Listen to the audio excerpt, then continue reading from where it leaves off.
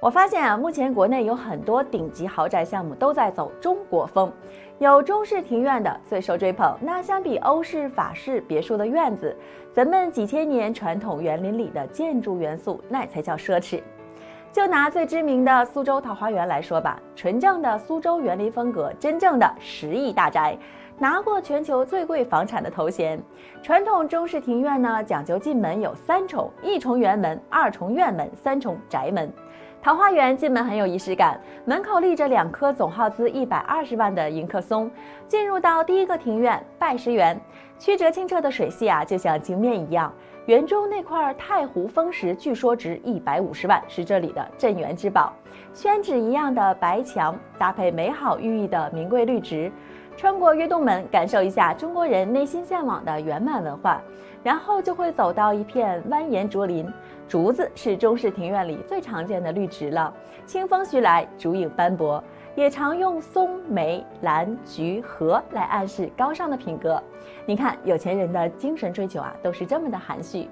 小径上的卵石粒，据说都是一颗颗精雕细选，由香山帮的老匠人按照古法拼花铺设的，非常耗时。桃花源的第2个园林是一幅小桥流水人家的江南风光，廊桥蜿蜒曲折，池塘里养着鲤鱼，水面上散着雾气，还真是陶渊明寻找的人间仙境呢。这么好的园林景观当然不能浪费，用各式各样的门框、漏窗增加空间层次感，让人在不经意间就能看到园内的景色。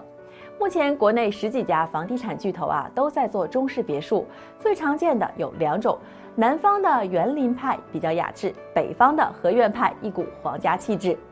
融创和绿城的桃花源系呢，都是南方庭院，2家都争着做南方园林派的老大。我觉得南方派非常秀气，像是一首诗，一幅山水画，融合了苏派和徽派2种风格。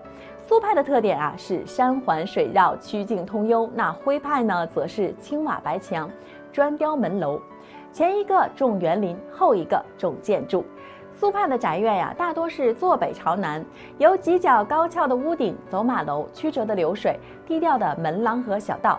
那徽派呢，则是高墙深院，中间用天井采光通风，雨水从4面流入，俗称四水归塘，正符合徽商讲究的肥水不流外人田。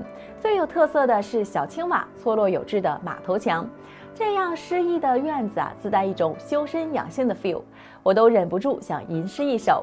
北方派呢，则是以京派的4合院为主，强迫症式的对称美学，灰色坡屋顶、筒子瓦、高墙院。庭院借鉴皇家园林的气派，有王公贵府的匾额、照壁、大门、廊架、景观亭，都是中国红和琉璃黄的 style。湖泊原石比南方要少一点。为了适合现代精英的审美啊，目前新中式庭院成为主流，圆柱系、瑞府系、院子系都算是新中式。